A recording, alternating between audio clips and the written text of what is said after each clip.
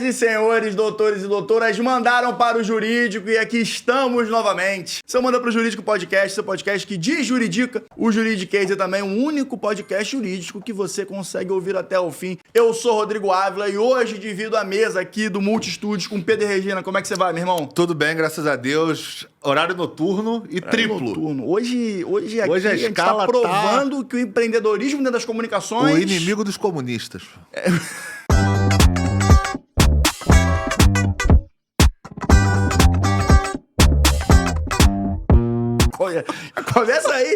Começa aí com bomba. Faz o que você quiser com essa informação aí. Eu não tô nem aí. A Rebeca já tá pensando aqui na edição do conteúdo. E eu não tô nem aí se você vai sofrer com isso ou não. Eu sou paz e amor, comunistas e capitalistas, estamos juntos. Se vocês estiverem seguindo Manda Pro Jurídico nas redes sociais, @mandaprojurídico.pdc, tanto no Instagram quanto no TikTok, além de Manda Pro Jurídico. Podcast nas principais plataformas de áudio e vídeo, Spotify, YouTube principalmente, tá? Deixa o like, curte, compartilha e interage conosco, que toda a interação é muito mais que bem-vinda. Certo, Pedro e Regina? Certíssimo. Bora que bora. Bora que bora não, porque primeiro a gente tem que falar com vocês aqui, pessoal, sobre o Clube do Manda. Afinal de contas, hoje, inclusive, gravaremos episódios exclusivos para o Clube do Manda. E lá traremos uma outra camada de conteúdo. Vocês sabem como a gente conversa aqui, a gente conversa de maneira despojada, repercutindo notícias, trazendo entrevistados. Mas lá a gente vai trazer estudos de caso, a gente vai trazer olhares jurídicos nossos específicos, né, Pedro? Que a gente vai prestigiar quem nos prestigia participando da nossa comunidade, nosso grupo de membros. Traremos em breve os conteúdos sobre o caso concreto do Luva de Pedreiro contra seu empresário. Faremos análise jurídica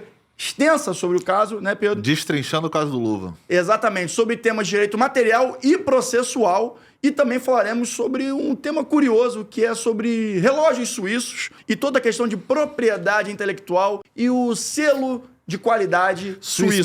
Swiss Made. E como isso tem repercussão jurídica. Será que é 100% suíço? Vamos descobrir. Saberemos. Quer dizer, nós já sabemos, mas o pessoal vai saber estando na nossa comunidade, no nosso grupo de membros. Então, não perca essa oportunidade. Esses são os 2 primeiros episódios de muitos episódios que começaremos a produzir lá. Então, tem o link na descrição, o QR Code na tela, você sabe como funciona o procedimento. Vem com a gente que vai ter muita coisa boa. Agora vamos à pauta? Pedro de Regina. Cara, primeiramente, você soube que a inteligência artificial agora também, na verdade o ChatGPT agora também vai ser um buscador? Eu acho que sempre foi já, né? Eu acho que desde que ele virou... Mas agora você tá tagueado, você pode ter esse impacto agora. Mas se chama Geo. Isso aí, exatamente. O pai tá antenado, né? A gente tá fazendo a reconstrução do site lá do escritório agora, inclusive aí o rapaz lá que é o responsável por essa parte de IA lá que vai ter no nosso site, ele tava falando isso, né? Da diferença do SEO pro GEO, como é que funciona. E é uma linguagem diferente para você ter uma melhor indexação, né, cara? Exatamente. E aí ele tá programando todo o site, né, montado pensando nisso. Isso eu achei engraçado como a gente tem que se modelar as tendências, né? O negócio, quando a gente está empreendendo, é algo totalmente vivo, né, cara? E a cada inovação, o negócio tem que estar acompanhando isso. Você no seu escritório, eu dentro dos meus conteúdos lá no meu Instagram, isso tudo tem que estar sendo sempre atualizado. E falando em outra atualização, indexação, agora também os posts no Instagram aparecem no Google. Então, se você quiser trazer uma indexação dentro do Google via seu Instagram, pense em colocar SEO nas legendas. Sim. Porque isso é um diferencial. Mas não é só hashtag não, gente. É usar palavras-chave, todo aquele sistema que o SEO do Google e os especialistas conhecem também. Fica aí a dica, porque esse é só um gancho para falar da notícia primeira que vamos falar aqui. Porque eu não sei se o Pedro já fez isso com seus estagiários. Mas a advogada aqui concordou com uma multa por mau uso de IA, mas não assumiu a culpa. Transferiu a culpa para seu estagiário, Pedro. Largou nas costas do estagiário. Pois é, esse foi um caso que aconteceu no júri de Juazeiro, na Bahia, onde houve um mau uso da inteligência artificial sendo identificado pelo juízo, o uso da IA. E, bom, naturalmente, não teve como fugir, visto que realmente era um caso de mau uso de IA, e a advogada assumiu o uso da IA, o mau uso da IA. Entretanto, Pedro de Regina, ela mandou para o estagiário a culpa. Terceirizou a culpa, né? Quem nunca? Famoso terceirizou a culpa, né? Não quis assumir para ela e assumiu a culpa. Mas assim, no final do dia, cabe a ela também o dever de fiscalizar os atos do estagiário conforme previsto no Estatuto da Ordem dos Advogados do Brasil, né? Então, que é mais ou menos o que veio aqui, um relatório sobre esse caso. Eu fui dar uma pesquisada sobre esse caso da advogada que você trouxe agora recente aí, que saiu no Migalhas, eu acho, essa notícia, né? Saiu no Migalhas. E aí eu fui ver se já tinha alguma resolução do Conselho Federal da OAB falando sobre isso, e tem. Então, para quem é do direito aí e quiser pesquisar, proposição número 49, sequência de 40, 2024, 007325-9, que já trouxe um relatório fazendo a recomendação sobre como você usar a inteligência artificial e fazer a proteção de dados dentro do direito. Importante. Como os advogados devem usar a inteligência artificial para suas petições, contratos, enfim, para você trabalhar ali no seu dia a dia. Então, essa recomendação ela aborda basicamente 4 pontos, né?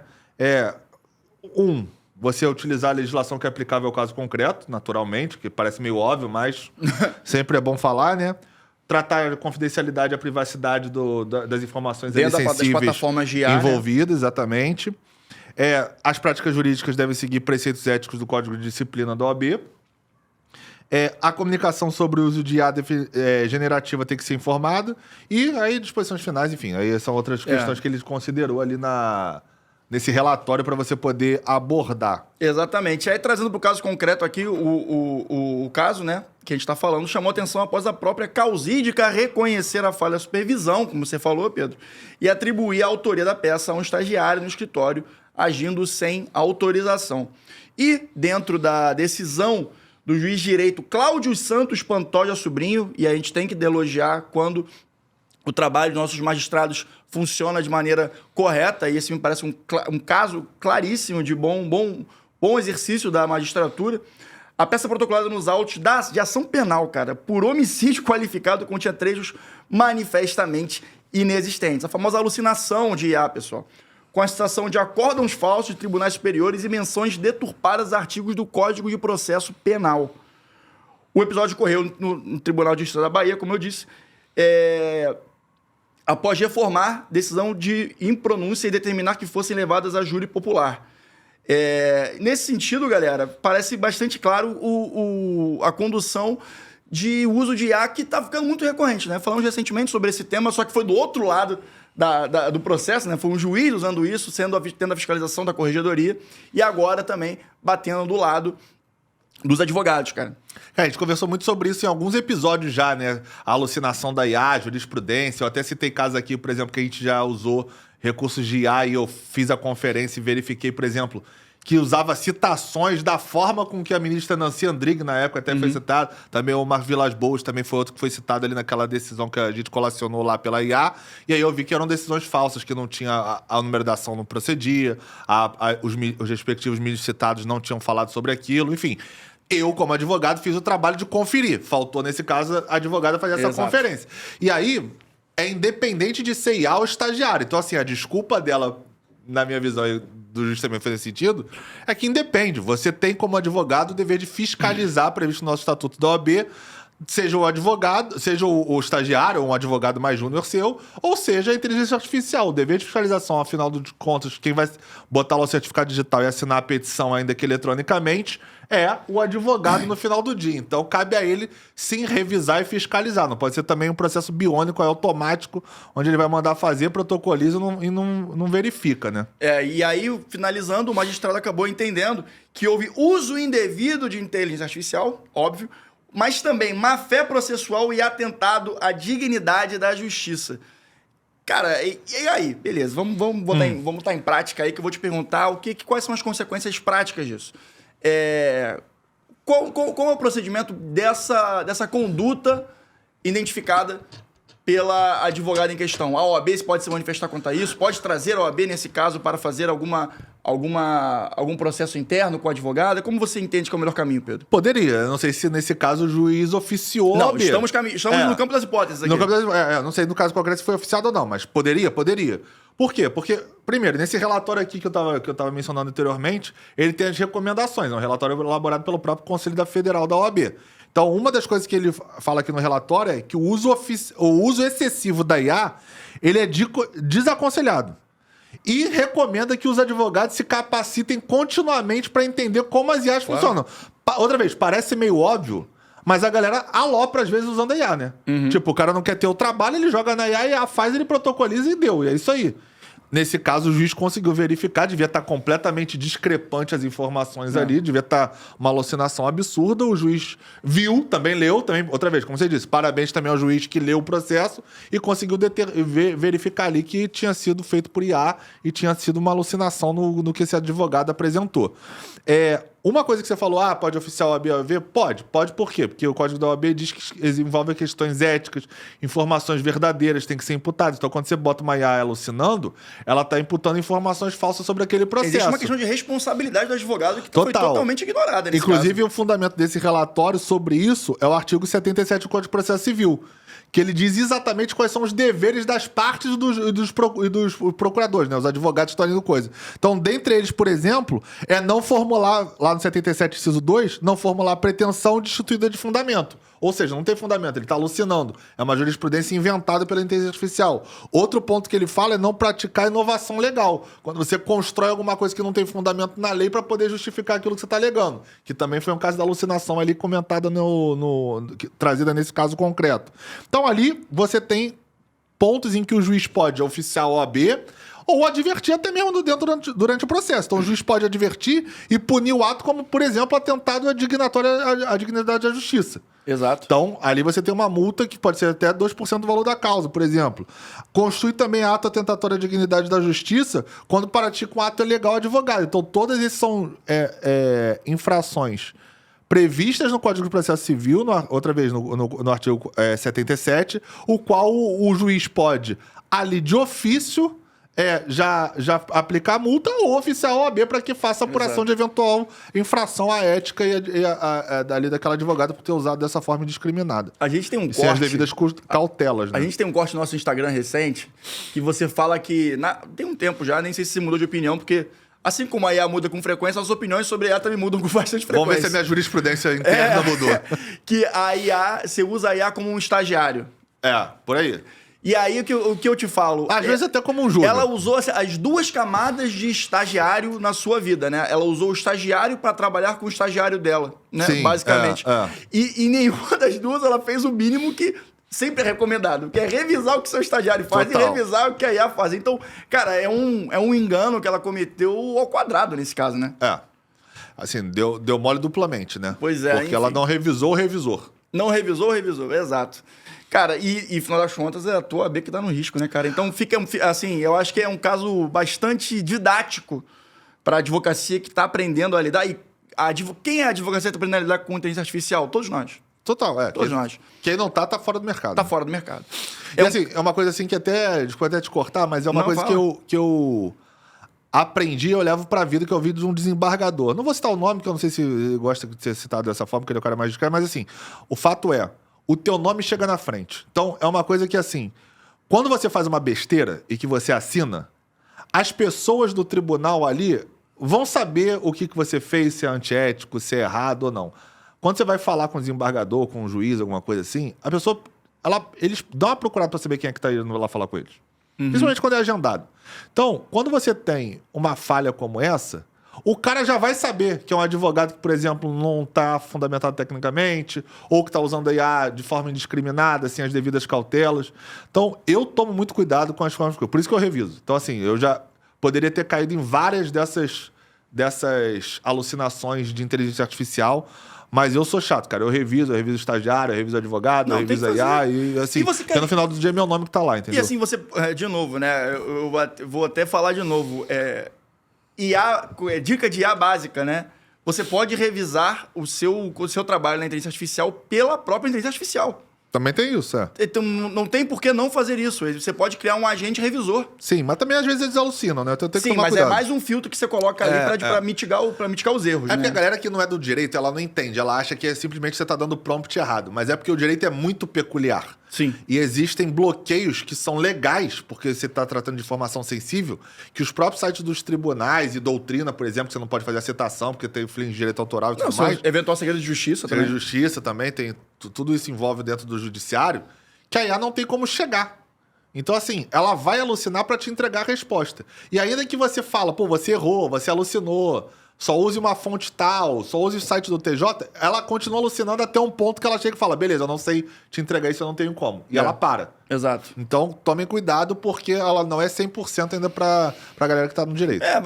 Cara, eu acredito que um dia chegue, mas ainda não é o momento, então fiquemos sempre atentos a isso. Mas a gente falou de OAB, Pedro, e aí eu vou trazer aqui, eu acho que pra mim é o ponto que, assim, me traz certa tristeza falar sobre isso, porque... Frustração, não é tristeza a palavra. Que é a decisão que a OAB de São Paulo, o Tribunal de Ética Profissional da OAB, trouxe decidindo que é vedado o uso por advogados de casos concretos para qualquer publicidade ou comunicação, ainda mais quando possa alcançar grande amplitude. Ela está falando nesse caso de tráfego pago, né? Grande amplitude, como postais em redes sociais. Decisão que se deu na 69ª sessão de julgamento realizado 26 de junho de 2025. Tem pouco mais de um mês essa decisão.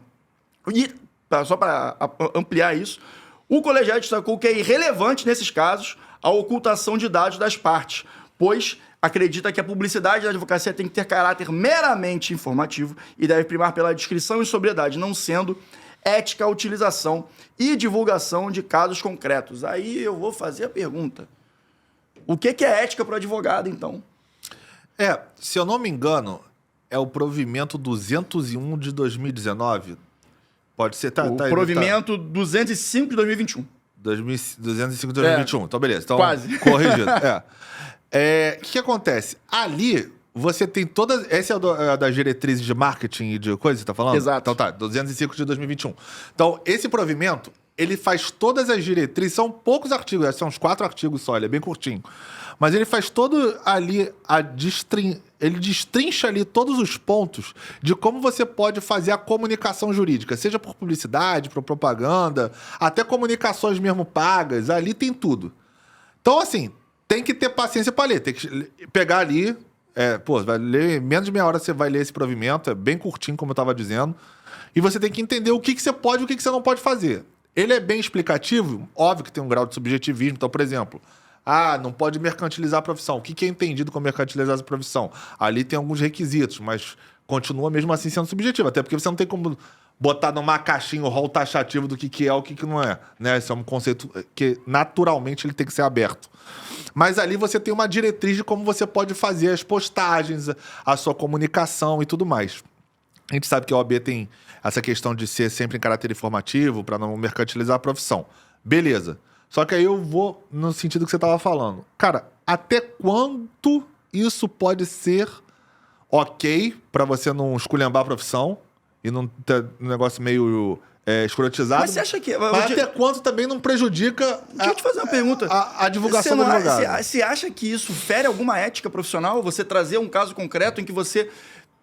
respeite os dados pessoais do seu cliente e você mostre a jornada do seu cliente para até conseguir o sucesso profissional, visto que a gente sabe que dentro da advocacia, uma das maiores dores e objeções do cliente na hora de fechar com o seu advogado é não saber como vai ser o processo.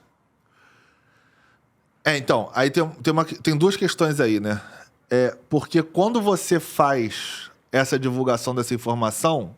Se eu não me engano, no Estatuto da OAB, ou no Código de Ética, agora eu não vou lembrar exatamente, ele diz expressamente que você não pode, ainda que você oculte a informação. Esse que foi o fundamento, inclusive, da decisão.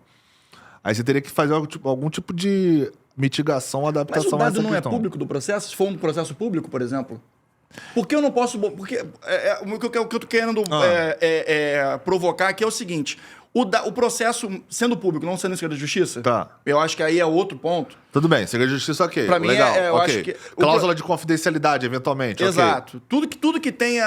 Alguma confidencialidade, algum sigilo. Exato. A gente tira dessa conta. Mas a gente está falando de quê? 5% dos processos no Brasil? Não sei, mas assim, minoria. Os dados sendo públicos dentro do sistema. Você tendo a autorização... para poder divulgar do seu cliente, respeitando os dados sensíveis dele, que a gente está falando de CPF, endereço, etc. Você conta uma espécie de storytelling do processo. Para que você possa se posicionar como autoridade o que não é nenhum problema para a OAB, porque conteúdo informativo se posiciona como autoridade. Sim. E também você mostra, você cria uma conexão com suas prospecções dentro do ambiente digital para falar como seria a sua jornada, ou se sua jornada pode ser mais ou menos parecido com um caso que você obteve sucesso. Uhum. Qual é o problema disso? Então, aí, pessoal e tecnicamente falando. Claro. Tecnicamente falando, é esse provimento, né? Na verdade, não é o Estatuto e é o Código, não. É esse provimento 205 de 2021, não é isso? Isso, provimento. 205 de 21. Ele fala, inclusive, por exemplo, quando você vai falar que vai ser trazer um argumento de autoridade, que eu sou especialista naquilo, tem lá um incisozinho específico, sei lá, artigo 3º, 4º, sei lá qual que é, mas tem lá um inciso que quem lê vai ver, que ele diz exatamente isso. Que para você dizer que você é especialista, que você tem autoridade naquele assunto, você tem que comprovadamente mostrar que você tem uma especialização naquilo. É porque isso na internet não existe, né? Então, vamos teoria e prática aqui. Na teoria, para você falar que eu sou especialista, que eu sou tenho alguma autoridade naquele assunto, eu deveria comprovadamente, através de uma especialização, uma pós-graduação, mestrado, alguma coisa, algum curso nesse sentido, demonstrar que de fato eu sou especialista. Eu não poderia simplesmente falar que eu sou especialista. Na prática, a gente sabe que ninguém faz isso. Nem o cara que tem o mestrado, que eventualmente seja literalmente ali, ipsis literis da lei, o especialista. Mas ele não fala isso, ele não mostra, eu sou especialista porque...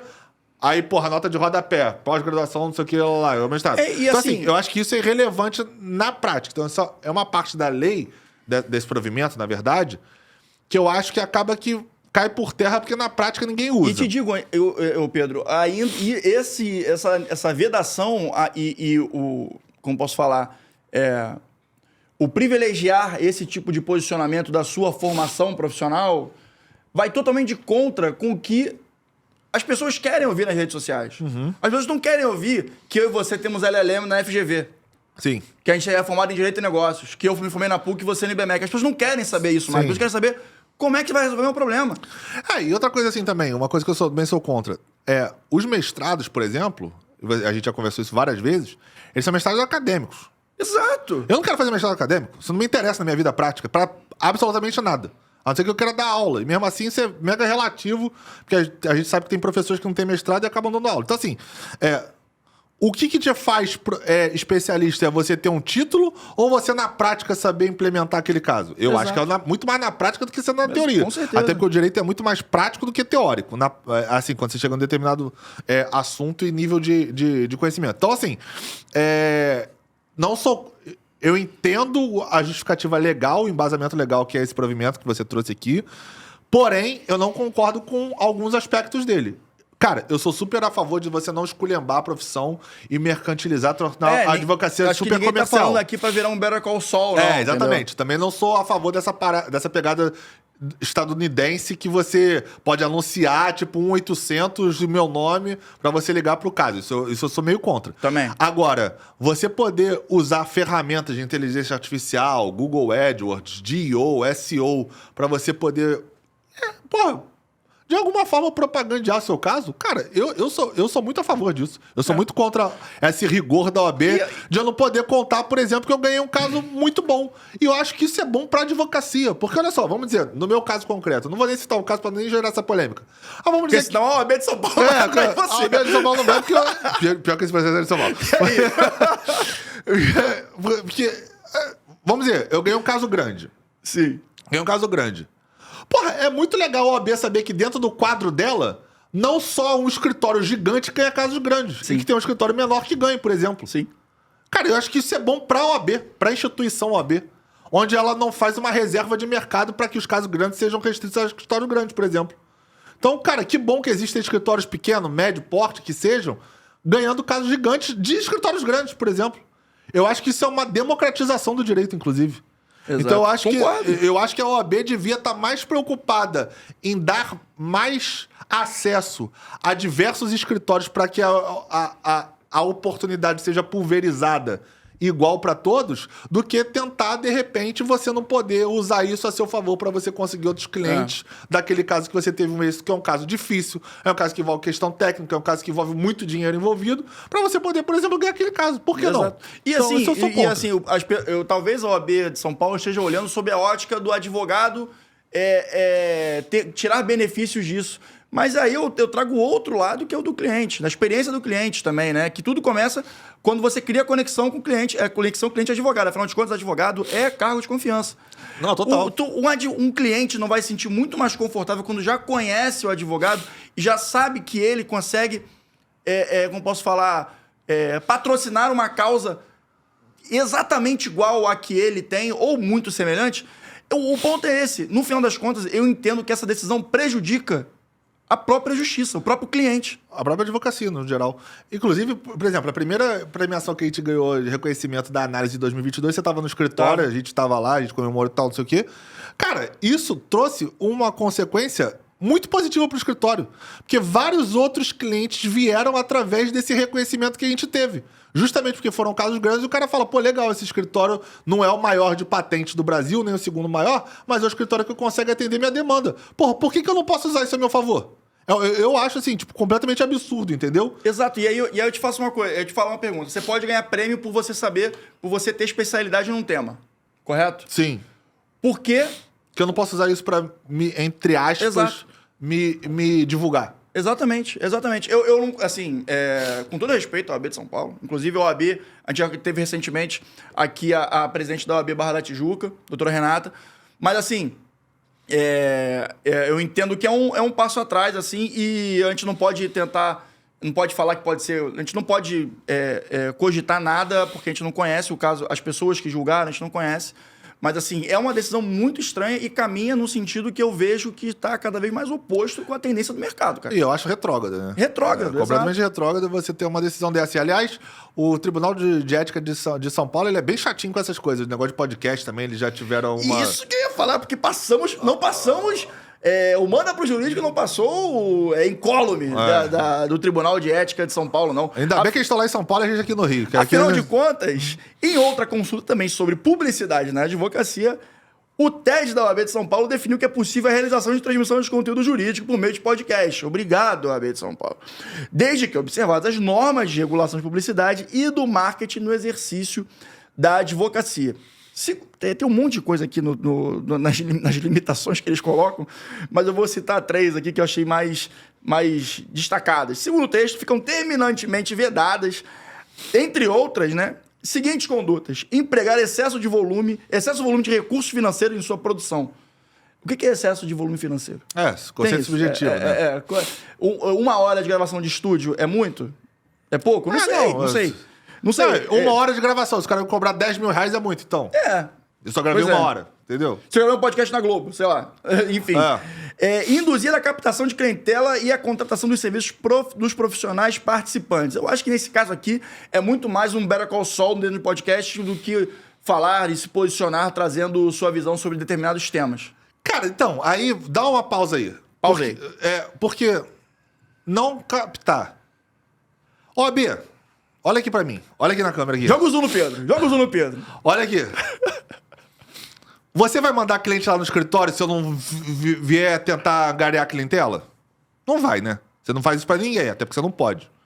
Então, como é que você acha que o escritório vai... Como é que você acha que o cliente vai bater na minha porta? Você acha que ele vai ligar páginas amarelas e vai bater lá no escritório? Primeiro que nem existe mais página amarela, né, OAB? Então, assim, se você não tiver como se divulgar, e outra vez, eu não tô aqui esculhambando a mercantilização e a comercialização, porque isso eu acho errado, eu não faço. Eu não tô aqui pra falar como ganhar 1 milhão na advocacia, eu não vou fazer esse tipo de curso. Mas eu acho que você tem que incentivar que o advogado corra atrás do dele, sim. De uma forma correta, de uma forma sem mercantilizar, mas você tem que incentivar o lucro.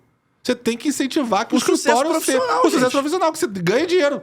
Que a advocacia, que você tanto preza e cuida, OAB, seja sustentável para os advogados. Gente, vivemos numa sociedade capitalista até segunda ordem e sucesso profissional está intrinsecamente ligado a ganhar dinheiro. Não é feio ganhar dinheiro, não. Pelo contrário, é muito certo. É muito certo, é muito bom, todo mundo gosta. Então, assim, eu acho que essas vedações,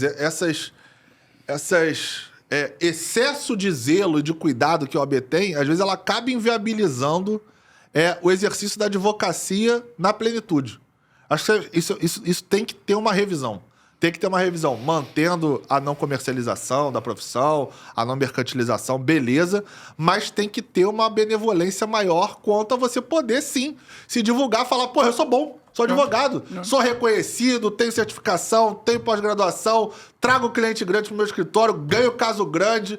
Cara, por que não? Sim. Qual que é o erro disso? Não vejo problema nenhum. Também não vejo Todas as nenhum, carreiras pelo podem fazer contrário. Cara, Enfim. eu acho que isso tem que ser revisto. E, assim, além de compartilhar, né, os seus processos de forma a buscar, né, um benefício próprio, né, do seu escritório, uma que me chamou a atenção, e aí quando eu falar essa vedação aqui, você vai lembrar imediatamente de uma pessoa. Eu acho que todo mundo que está dentro do meio do marketing jurídico digital vai saber quem é a pessoa. Inclusive, eu adoraria trazê-lo aqui para falar sobre isso. Promoção de exibicionismo à exaltação e ostentação dos participantes e de seus escritórios. Isso eu acho errado. Isso aí, beleza. Isso aí eu concordo. A gente sabe, ninguém precisa saber, ninguém precisa citar o nome, todo mundo sabe quem é, né? Nelson Williams, um abraço para você. Falou o nome, então beleza. Mas, assim, esse eu acho que ele alopra. Você Esse acha? eu acho que ele alopra. Inclusive, adoraria trazer aqui para conversar sobre isso. Eu adoraria saber, por exemplo, assim, eu já vi. vi ele falando no podcast sobre isso. Ele é radicalzão, acho que tem que ser mesmo, tem que vender, não sei o que lá. Cara, eu acho um viés dele, beleza. Eu acho que ele passa do ponto. Mas, cara, também... opinião pessoal. Que é pra criticar também, faz o dele lá e tá certo. Puta escritório gigante, escritório com sede de todas as unidades da federação, beleza, mas eu não curto a pegada dele. Mas também, cara, não me incomoda em absolutamente nada, pra ser bem sincero. É muito simples, é só não fazer como ele faz. Cara, exatamente. Eu não vou fazer nunca o que ele faz. Mas, cara, quem sou eu pra criticar? Se ele tá fazendo, ele acha que tá certo, deixa ele fazer. Também não tô aqui pra interferir, não. Eu acho que tem que ter um mínimo de intervenção, inclusive. Pois é. Então, aí, eu acho que a gente rendeu bem esse tema. Quero saber o que vocês pensam sobre isso. Vocês estão a favor da decisão da OAB de São Paulo, ou vocês tendem a concordar mais conosco aqui nesse lado? Acho que eu e o Pedro temos a maior parte que a gente falou aqui, a gente está concordando. O que vocês acham? Vocês acham que a OAB está sendo retrógrada aí? A OAB de São Paulo, tá? A OAB de São Paulo está sendo retrógrada nesse caso concreto? Põe aí nos comentários, vê o que vocês acham, porque eu quero fazer o parquinho pegar fogo aqui na nossa conversa. Beleza? Agora, falando em...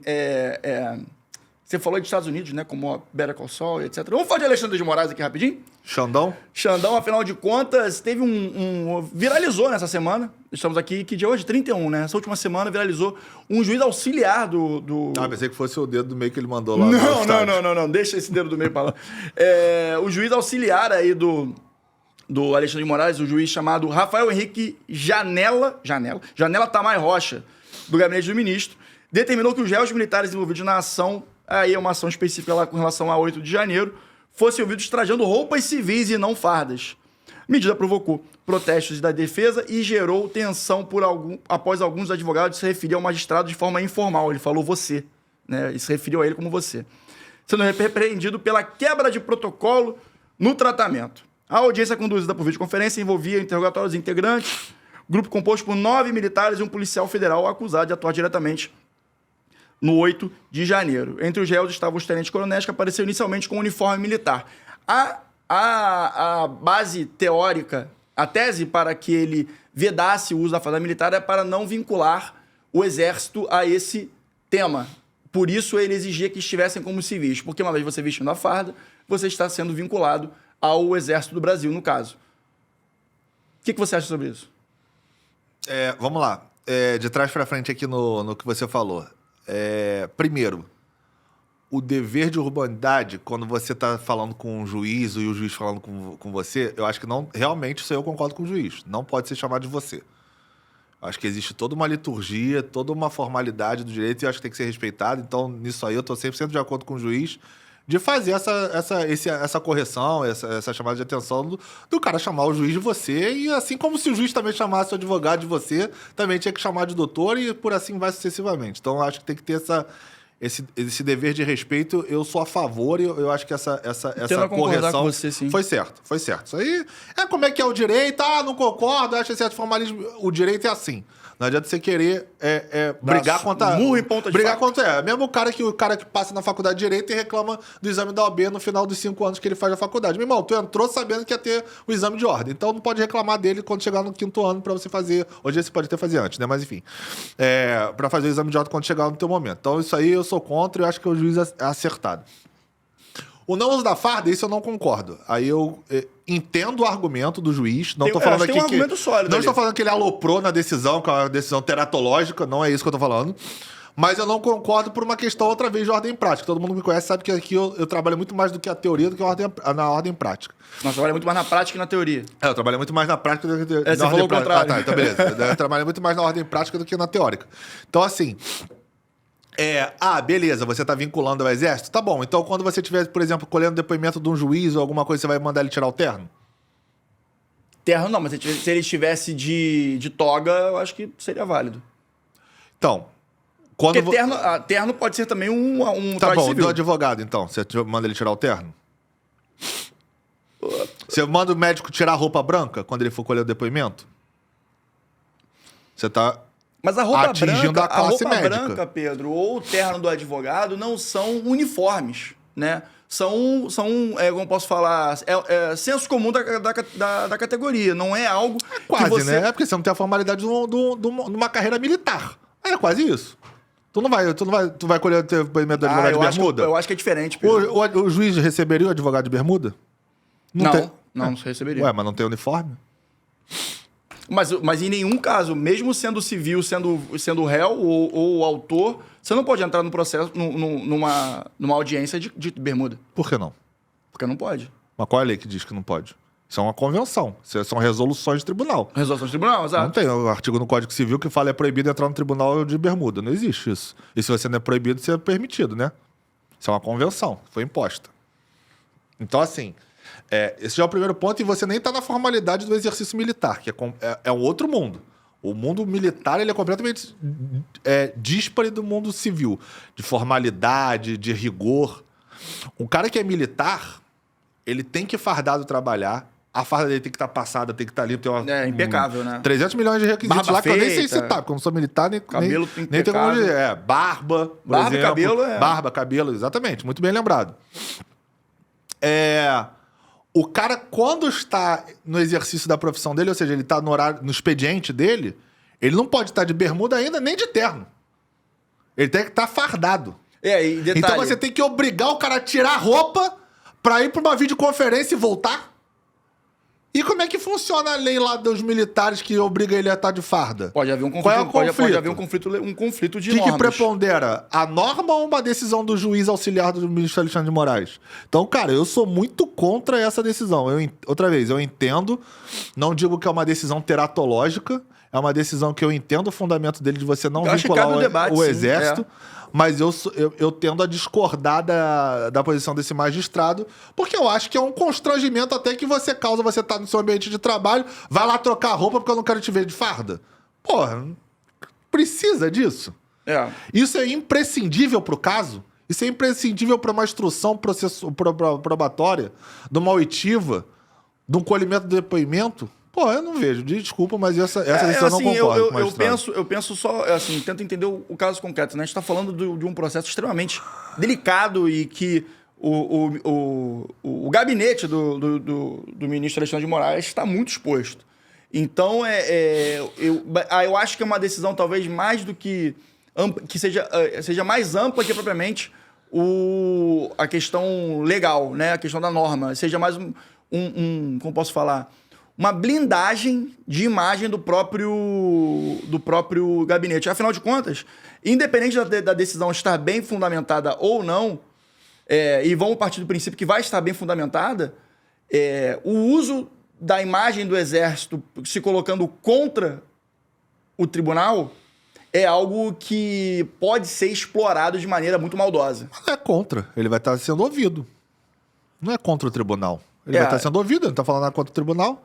Ele vai estar sendo ouvido para aí sim o juiz fazer a instrução probatória dele para ele ver se vai dar a favor ou não ali do cara. Se ele está certo, se está errado. Se o depoimento dele é válido ou não para a convicção final dele da sentença. Ele não está com o tribunal falando prestando depoimento. Independente do que ele faz. Mas isso aí, e aí o que eu te falo, eu não falo nem com relação aos militares em questão. Eu estou falando com relação a repercussão que isso pode causar com uma imagem dessa. Enfim, são só reflexões aí que a gente faz que cabem cada um fazer o seu próprio julgamento. Como eu te falei, eu entendo o lado do juiz auxiliar, Rafael. Rafael, né? Rafael também. Mas, assim, também consigo entender que independente do que ele fez ou não, da opção ou não, vai causar impacto, afinal de contas. O Alexandre de Moraes está bem exposto. Então, mas eu acho que é uma exposição que ele se bota nesse lugar também, às vezes. Concordo. Porque, cara, quantos anos os militares são julgados? Ninguém nunca falou isso. Aí ele inova fazendo esse tipo de colocação. Eu venho concordar com você também, verdade. Entendeu? Então, assim, você traz uma exposição, você traz um desgaste, você traz uma ruptura. Se não tivesse que de repente não precisava. Se ele tivesse escolhido depois de falar nada, isso teria passado batido. A gente não estaria falando aqui. Ninguém ia estar falando, não ia ter sido notícia, não ia ter nada. Não ia ter repercussão, OAB envolvida, advogado contestando, abrindo recurso. Então, assim, eu acho que a pessoa também, às vezes, traz um problema que não precisava ser tocado. Mas, enfim. Exatamente. It's not my fucking problem.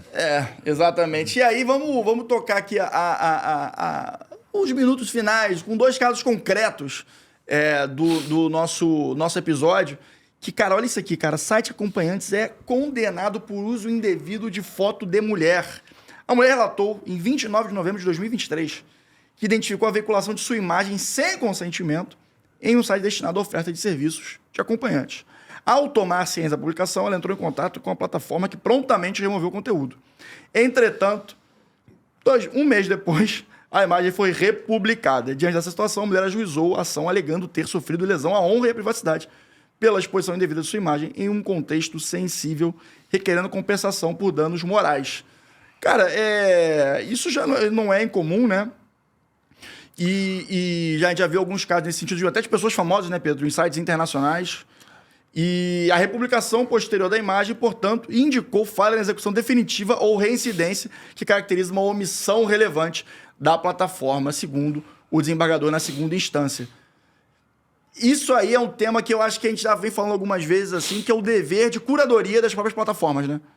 Uma vez já aconteceu e a autora da ação pouco moveu esforços posteriores da primeira retirada. Mas, cara, fazendo pela segunda vez em menos de um mês, me parece ter um direito bem sólido ali por parte da autora da ação, né, cara? Antes de eu responder essa pergunta, leia o próximo caso da condena. Esse caso foi R$20 mil, não foi? Foi R$20 mil. Leia o próximo caso aí que você trouxe aí também de condenação na moral.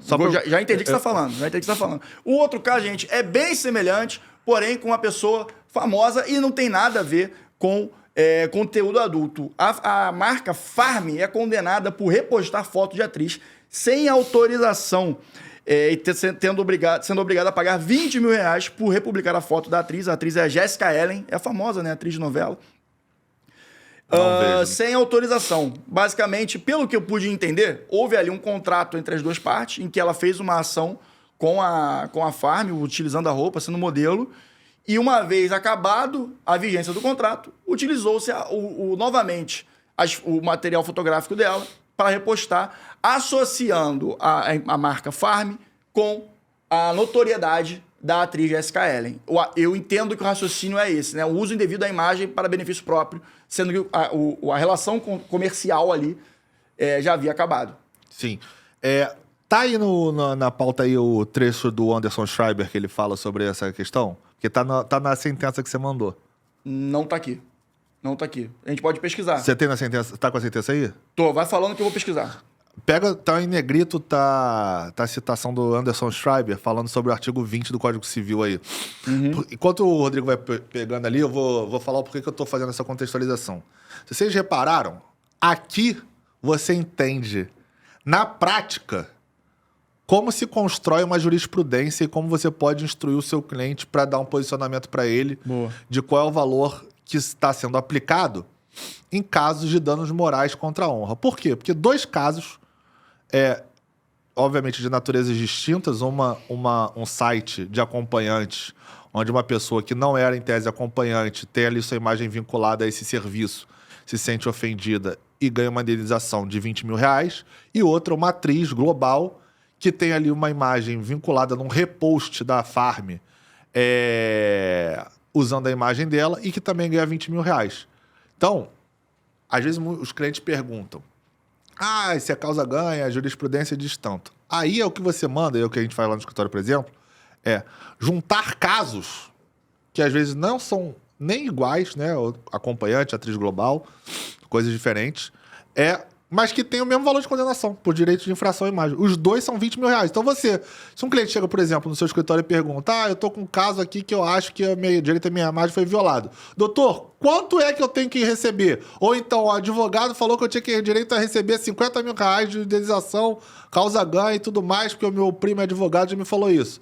Aí você apresenta isso pro teu cliente, tecnicamente fala, olha só, eu fiz um levantamento jurisprudencial e eu verifiquei que em casos onde está sendo discutido a infração do direito de imagem, o Tribunal do Rio de Janeiro vem entendendo que o valor de indenização para danos morais é de 20 mil reais. É assim que você faz. Independente do caso concreto. Você vai trazer o argumento técnico e vai saber também, para fazer o seu pedido na fundamentação, que este é o teto, este é o limite, este é o que a jurisprudência está condenando. Não adianta você pedir 50, 30, 40, porque a jurisprudência do Tribunal do Rio de Janeiro hoje, ela entende que esse direito é pagável por 20 mil reais. Exato. Então, pode pedir os 20 mil, porque você vai ter subsídio jurídico, técnico, de acordo com decisões diversas, inclusive, para fundamentar o seu pedido de danos morais por 20 mil reais. Então, esse é o caso que eu queria trazer. Eu achei aqui o trecho do Schreiber que fala que faz as seguintes aspas aqui. Falha o artigo 20 em sua parte final ao limitar a possibilidade do retratado obter a proibição do uso ou veiculação de sua imagem, aquelas hipóteses em que lhe atingirem a honra, a boa fama ou a respeitabilidade, ou se destinarem a fins comerciais. A restrição não se justifica, como já se destacou. O direito à imagem é direito autônomo, cuja tutela independe de lesão à honra do retratado. Tampouco há razão para que a proteção da imagem se limite à hipótese de reprodução destinada a fins comerciais. O uso não autorizado da imagem alheia pode gerar responsabilidade mesmo quando haja qualquer intuito comercial na sua utilização. Perfeito. O que acontece?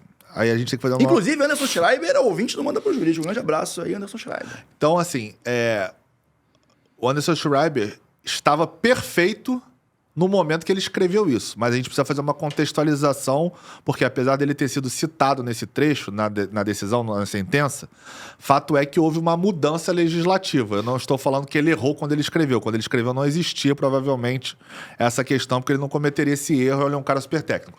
O que eu estou falando é que hoje, se você pegar para ler o artigo 20 do Código Civil, esta parte final que ele criticou muito bem escrito para quem entendeu, então assim, resumindo o que ele diz se você não teve um proveito econômico ali, você não teria em tese o que o artigo, quer dizer, não o que ele falou, né? O que o artigo falava, o artigo 20 do Código Civil. Se você não teve proveito financeiro, você não faria jus àquela indenização. Ele desconstrói esse argumento dizendo que aquilo não deveria ser dessa forma. E tanto ele escreveu bem que este artigo teve uma mudança através da ADIM 4815, julgada recentemente pelo STF. Então, o artigo 20 foi reinterpretado pelo STF para justamente concordar com o que o Anderson Schreiber escreveu. Para dizer que independe do proveito financeiro. Se você teve a sua honra maculada com a vinculação da sua imagem sem a sua autorização, você sim faz jus à indenização. Então, o Anderson Schreiber, visionário aí na escrita dele, ele antecipou o argumento que foi usado nessa ADIM 4815, né? 4815, julgada recentemente pelo STF, que reinterpretou o artigo 20 do Código Civil. Então é importante a gente citar isso, porque hoje o artigo 20, se você consultar lá o planalto.gov e acessar o artigo 20, você vai ver que tem um parênteses da ADIM 4815, que é justamente essa votação do STF nesse sentido, que, entre aspas, foi no mesmo sentido, acolheu aí a tese do Anderson Schreiber, inclusive por unanimidade julgado no STF. E até trazendo aqui o outro passo, né, dentro do caso da atriz Jessica Ellen, ela recorreu também pedindo reparação por dano material, pois, segundo a defesa, sustenta que o uso indevido da imagem da atriz configura enriquecimento sem causa por parte da empresa, visto que, né, que há um valor ali dentro da associação da marca à atriz.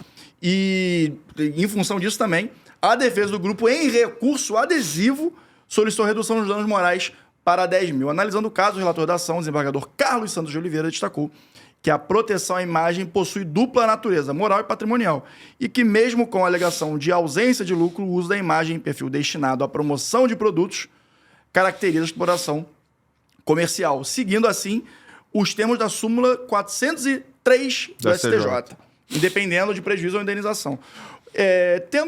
Eu concordo, visto... Tenho certeza que a Jessica Ellen recebeu alguma contraprestação para poder fazer o ensaio fotográfico, correto? Então, se você está usando o material ali posteriormente ao encerramento da relação contratual, tá tendo um uso indevido da imagem. E assim, ainda que ela não tenha recebido nada, que ela tenha tirado foto pro Instagram dela. Mas assim, hoje em dia, e aí outra vez, a súmula 403 do STJ, ela diz exatamente isso, que independente do proveito, do prejuízo, sem prejuízo, independente do proveito financeiro que você faça, faz jus pelo uso indevido. Exato. Que é a mesma toada da ADIM, do 4815 que eu tava falando, que é o mesmo sentido que o Anderson Schreiber escreveu no fundamento ali, que foi usado, inclusive, na sentença que julgou o caso. Então, assim, vocês podem ver que existe doutrina, súmula STJ, ADIM julgado STF. Em várias esferas, em várias situações jurídicas, hoje o entendimento é de que, independente de você ter tido um proveito econômico com o uso daquela imagem, se indevido for, gera o dever de indenizar. Senhores, episódio denso, hein, Pedro? Boa. Bom episódio, gostei. Falamos de muitas coisas de formas diferentes, trazendo marketing jurídico, casos concretos de uso indevido de imagem, seja para fins comerciais ou para consequências de danos morais à pessoa. Trouxemos também debate aqui sobre o uso de IA e enfim, né? O famoso... joga pro estagiário. E temos aqui um belo episódio do Manda pro Jurídico, que se vocês estão aqui até o fim, vou pedir para vocês deixarem o like e compartilharem para alguém que possa estar interessado no nosso tema. Diga lá, Pedro. E para quem tá vendo do celular, hypar o vídeo. Isso, gente. Esse negócio é novo também, né? Falei igual um senhor agora, né? Esse negócio é novo, né?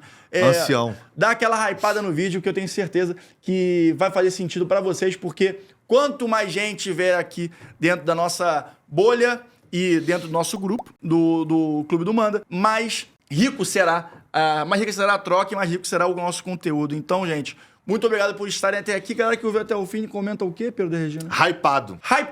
E hypa também. E hypa também. Beleza, pessoal? Mais algo a declarar, Pedro? Nada mais. Vamos pro próximo. Vamos para o próximo, porque hoje tem muita gravação e agora é exclusivo para quem é membro do Clube do Manda. Valeu, um grande abraço e até semana que vem.